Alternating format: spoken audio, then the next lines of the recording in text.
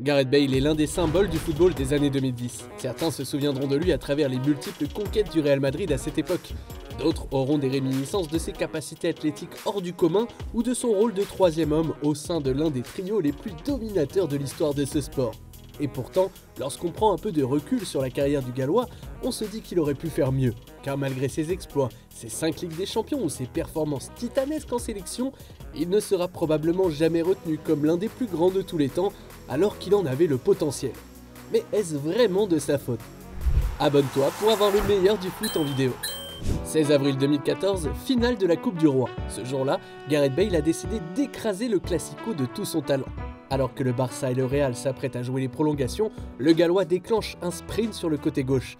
Il dépose le pauvre Marc Bartra, flirte avec le banc de touche avant d'enfiler la balle entre les jambes de José Pinto. Le Mestalla est sans voix, à l'image de Cristiano Ronaldo, laissé en tribune à cause d'une blessure. En 17 ans de carrière, le prodige de Cardiff a eu le temps de nous gratifier de plusieurs chefs-d'œuvre de ce calibre. Son but en finale de la Ligue des Champions 2018 fait justement partie de ses coups d'éclat. Hélas, son prime n'a été que de courte durée. 4 ans après son récital sur la pelouse de Kiev, Gareth Bale évolue désormais sous les couleurs du Los Angeles FC. Et c'est finalement bien loin du prestige de la scène européenne qu'il tirera sa révérence, à 33 balais seulement. Ça, après avoir guidé la franchise américaine vers le tout premier sacre de son histoire. Mais paradoxalement, tout s'est passé dans l'indifférence la plus totale, comme si le vieux continent l'avait déjà oublié.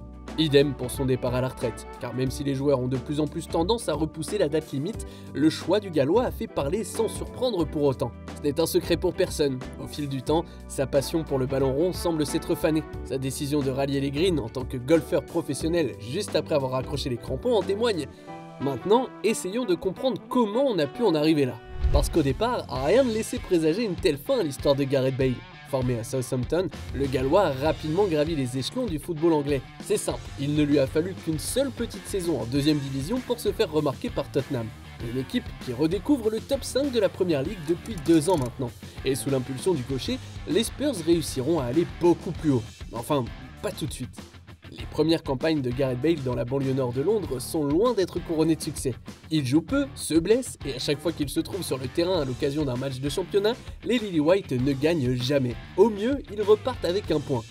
Mais cette malédiction ne durera pas longtemps. Lors de la saison 2009-2010, les hommes d'Harry Redknapp accrocheront enfin la 4e place de Première Ligue, synonyme de Ligue des Champions. Une première pour Tottenham depuis la refonte de la compétition en 92. Une première aussi dans la carrière de Gareth Bale. Il ne décevra pas. C'est même là-bas que les cadors du vieux continent commenceront à se rendre compte de sa valeur. D'abord latéral gauche, Harry Redknapp le positionne de plus en plus haut sur le terrain afin de lui accorder des libertés offensives à la hauteur de son talent. Au détour d'un match de poule en C1, le Brésilien Maicon l'apprendra à ses dépens et servira de défouloir au dribble chaloupé du Gallois. Et si les Spurs ne parviendront pas à passer le cap fatidique des quarts de finale, l'ascension de Gareth Bale, elle, ne faiblira pas. La preuve, lors de l'exercice 2012-2013, il obtiendra le titre de meilleur joueur de Première Ligue. Il n'en faudra pas plus pour convaincre le Real Madrid de sortir le chéquier. À l'été 2013, le Gallois débarquera dans la capitale espagnole contre 101 millions d'euros et deviendra par la même occasion le joueur le plus cher de l'histoire de ce sport. Les attentes autour de lui sont donc extrêmes. Mais aux côtés de Karim Benzema et Cristiano Ronaldo sur le front de l'attaque madrilène, Gareth Bale fera taire tous ceux qui pouvaient encore douter de lui. Sa qualité de percussion, ses centres en bout de course et sa capacité à inscrire des buts tous plus beaux les uns que les autres feront de lui un incontournable. On pourrait presque dire que la Maison Blanche n'avait jamais aussi bien tourné depuis le premier épisode galactique. La preuve, seulement une saison après son arrivée, les Merengues se hisseront pour la 10e fois sur le toit de l'Europe grâce à une réalisation de l'ancien joyau de Tottenham. La machine est en marche, mais pour combien de temps? Pendant un moment, Gareth Bale continuera de tenir son rythme d'enfer, à l'instar du Real Madrid qui monopolisera les devants de la scène européenne. Le problème, c'est que le nombre de matchs disputés par le gaucher de Cardiff finira par être dicté par ses séjours récurrents à l'infirmerie. En janvier 2015, par exemple, il s'absentera des terrains pendant près de 2 mois. Pire encore la saison suivante, Gareth Bale loupera plus de 5 mois de compétition à cause de son corps devenu un brin capricieux. Les supporters s'inquiètent mais ne s'affolent pas. Tout simplement car l'ailier supersonique continue de tirer son épingle du jeu lorsque l'on évoque ses performances individuelles. Mais sans que l'on s'en rende vraiment compte, il se fera tout de même de plus en plus discret. Pour illustrer cela, quoi de mieux que la finale de la Ligue des Champions 2017. Le Gallois débutera sur le banc alors que le Graal se dispute chez lui, dans son jardin à Cardiff.